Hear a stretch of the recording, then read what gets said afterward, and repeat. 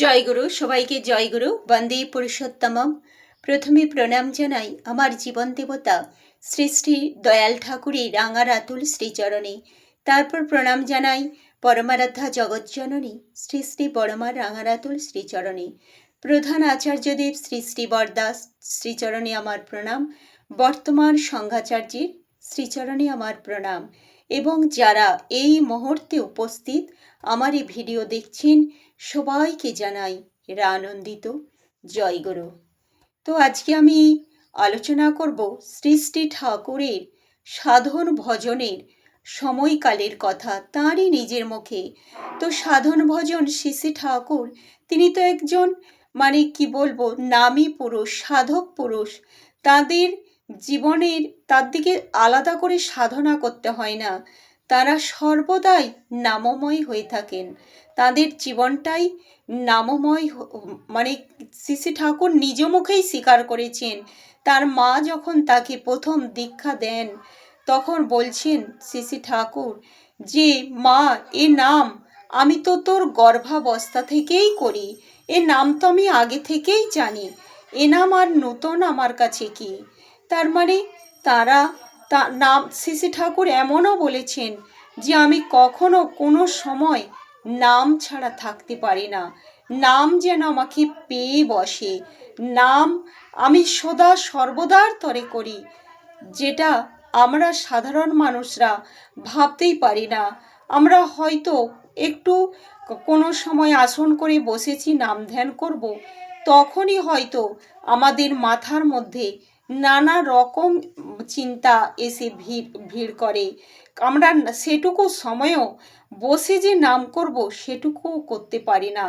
আমাদের কাছে যেগুলি সাধনা করে পেতে হয়, করতে হয়, কিন্তু যারা সেই পরম পুরুষ আসেন, কারণ পুরুষ আসেন, তাদের কিন্তু এগুলো সাধনা করতে হয় না। তাদের জীবনটা সেই মহৎ জীবন, সেই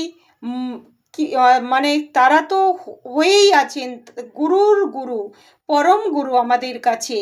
তাই তবুও তাদের কথা যখন নিজ মুখে তিনি বলেন, সেই শ্রীরামকৃষ্ণদেব বা আমার ঠাকুর যিনি হন, তখন কিন্তু শুনতে ভালো লাগে যে তার সাধন ভজন কেমন ছিল।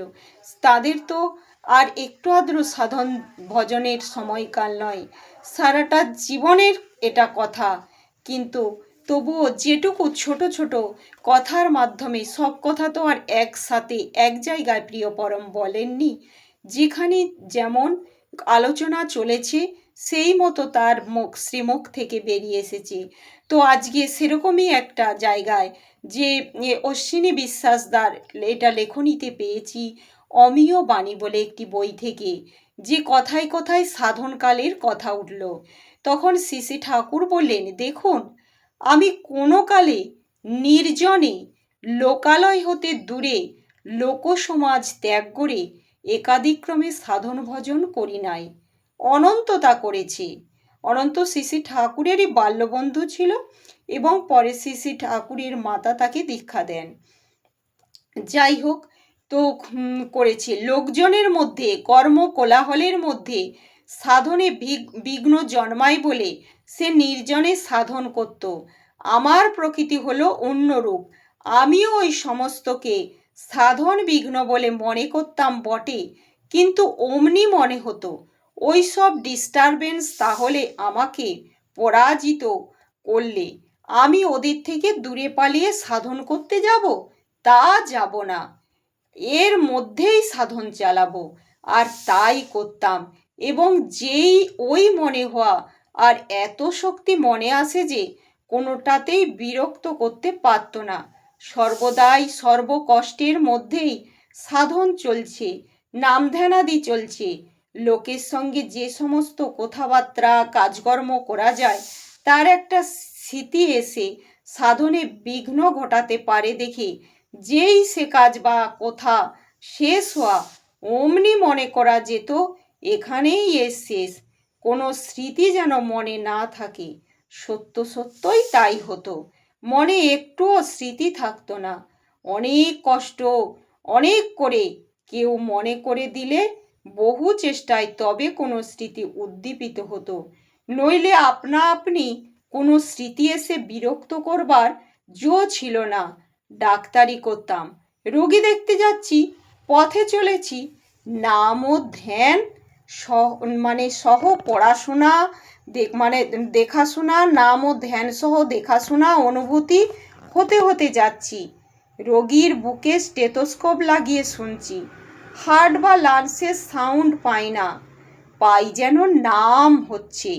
শুনছি তো কতক্ষণ, তাই শুনছি। মানে যা কিছু ব্যবহার করছেন, যা কিছু কাজ করছেন, প্রিয় পরম সব কিছুর মধ্যেই সেই নামই যেন তিনি শুনতে পাচ্ছেন। নামের শব্দ ভাইব্রেশনই যেন তার কানে, তার অন্তরে সদা সর্বদা চলছে। স্টেথোস্কোপ লাগিয়ে শুনছি রোগীর বুকে, শুনছি হার্ট বা লাংসের সাউন্ড পাই না, পাই যেন নাম হচ্ছে। শুনছি তো কতক্ষণ, তাই শুনছি। হাত দেখছি নামের বিট দিচ্ছে এই রূপ। মন সর্বদাই একমুখী হয়ে থাকতো, যেন টেনে নামিয়ে বাইরের কাজ করা হতো, আবার যথাস্থানে আপনি চলে যেত। মানে নাম যখন চলে তখন তো আমরা উচ্চে অবস্থান করি, কিন্তু শ্রী শ্রী ঠাকুর বলছেন যখন আমরা এই যে সাংসারিক জীবনে যে কোনো কাজ, সেটা যেন আমার মনকে জোর করে নিচে নামিয়ে, যে কোন জগতে আমি বাস করছি এটা যেন ভুলেই যেতাম নাম করতে করতে, জোর করে টেনে নামিয়ে তবেই কিন্তু ওটা করতাম।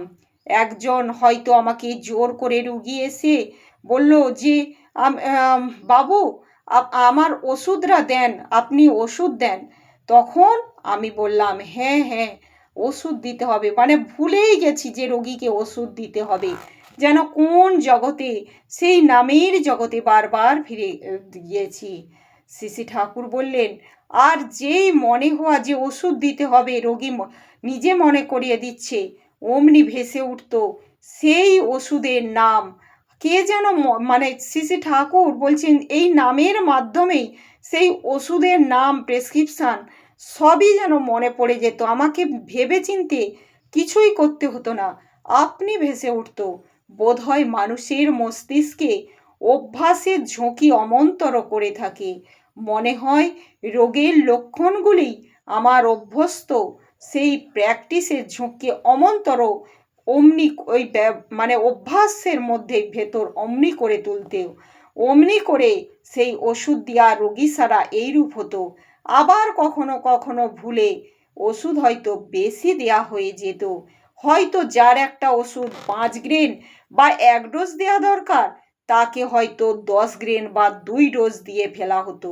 কিন্তু পরমপিতা যাতে ওই ওষুধ অতিরিক্ত ব্যবহার না হয় তা গার্ড করতেন।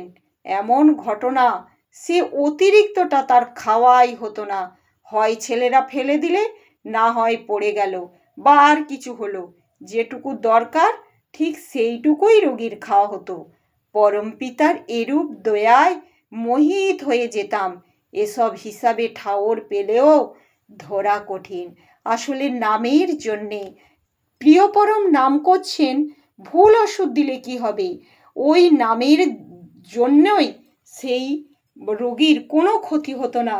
বেশি ওষুধ পড়ে গেলেও পরমপিতার দয়ায় সেই বাকি ওষুধরা নষ্ট হয়ে যেত। প্রিয় পরম এমনই ব্যাখ্যা দিয়ে বলছেন নামের এরকম অসম্ভব ক্রিয়া যে সবাই তার দ্বারা উপকৃত হয়, মঙ্গলের অধিকারী হয়।